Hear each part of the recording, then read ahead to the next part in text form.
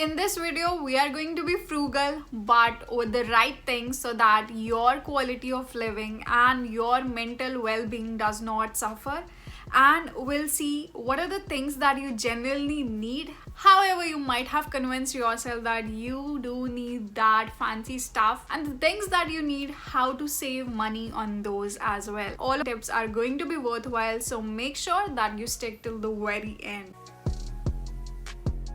Welcome to Bani Abroad. If you're new to this channel, then I make videos on studying and settling abroad that will give you an edge. So make sure that you hit that subscribe button right now. So without further ado, let's save some money. By now, when you're moving to another country on your own, you'll know that statement is true, that money does not grow on trees.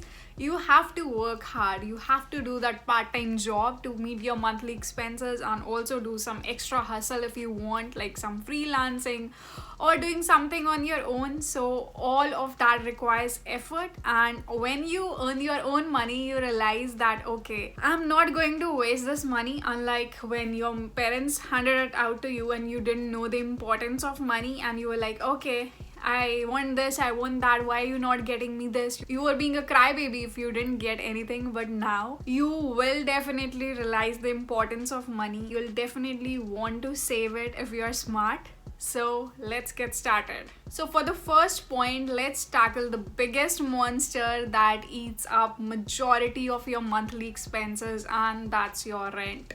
Your rent would be the most expensive component of your monthly budget if you do not own a car. Make sure that when you are looking out for apartments or rooms, take some time and just don't jump at the first opportunity. Of course, if you are desperate and if you don't have anything else, then it's fine. You can have a temporary thing, but for the final one, which you are going to stay there for long term, make sure that you make that decision smartly. Maybe you would be swayed by all those kind of things, condos, big flats, but just hold on to that thought. Student life, so you are not earning that much, and if you are going to rent those kind of things, if you are doing something at a minimum wage, that's going to eat a major chunk of your monthly expenses. So make sure that when you are renting out something, you do all the due diligence and see what are the other offerings available and what is the price range for that. I'm not telling you to live in a shitty apartment. Definitely don't do that. That will mess with your mental peace, and that's really important. But what I'm saying is to not go to all those lavish condos right away. Hold on to that thought when you get your full-time job, or when you think that your salary is enough that you can afford those. Of course, maybe if you are working part-time and you are getting that 1,000, 1,100, and then you have your GIC, which is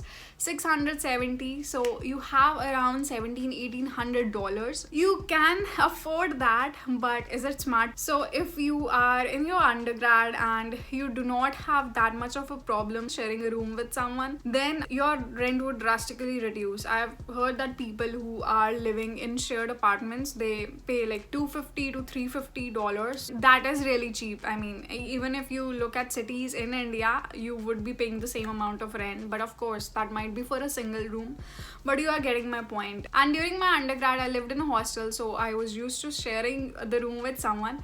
But I don't know, when you grow up, it's like I got my own space and that was affordable enough. So I live in York Housing, the Cinnabon building. I know that for people who are living off campus, it can be expensive as well. You can pay like $700 per month or even $800. You can't do anything about that, right? You can't do anything if the market rate is that. But if in your region, suppose the average rate is $600 and you are going for some fancy apartment or fancy condo which would cost you $1,100, don't do that mistake if you want to save on money. And believe me, if you save on this, like if you save around $150-200, your monthly grocery would be sorted. So see, in the rent section itself, you can manage to squeeze in your grocery without hampering your mental peace. So if you can do that, that's great. Before we head on to the next point, I'll just take 10 seconds of your time. So if you have any friend, I'm assuming that you are watching this video when you have come to Canada or when you have got everything approved. So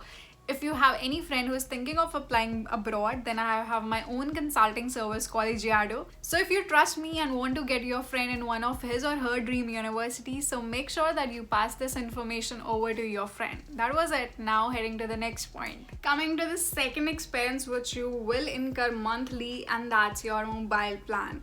So if you have a well functioning phone, then don't fall into okay, latest iPhone lena hai and this and all that. If you have a well functioning phone but just for the sake of trend, just for show off, you are buying some expensive phone, then that doesn't make sense. Because the phone plan, the expenses are going to eat your monthly expenses. The other thing is with the mobile pack, the data pack and the calling one. So for that, be decisive about your plan. And if you already live on campus, you have your part-time job on campus, then maybe you can even skip on having that mobile data. Like you can have the one with the lowest plan, and if you do so, you can easily save $20 to $50 on your monthly expenses, and adding up for the entire year, that's going to be a lot.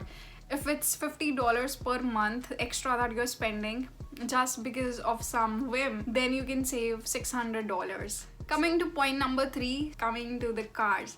So of course we all have dreams of those fancy cars, those fancy houses, but if you can't afford that, and by afford that I don't mean that if you don't have that much money, if you are having your savings and then you can afford that, it's not like you have the money and okay, you will spend the last penny on something fancy and then at the end of the day you have nothing else, like you have nothing in your savings. So if that's the case, then don't go for those flashy cars. I know that cars here are pretty cheap. Here you are like okay, even you can have the audacity to buy an Audi, BMW, even if you are working part-time, but just identify what your purpose is. You just need a car for grocery, or like maybe once in a month you go somewhere. So for that case, you don't need a fancy car, right? And especially during your student time, no, so that you don't regret later after 1 or 2 years when other people who acted smart, have savings and then can splurge and invested that time and money on doing something productive and are doing very well after 1-2 years, and you are like so stuck because of that flashy car. And it's not just that flashy car, it's the entire attitude. If you're buying that flashy car, you'll buy that flashy phone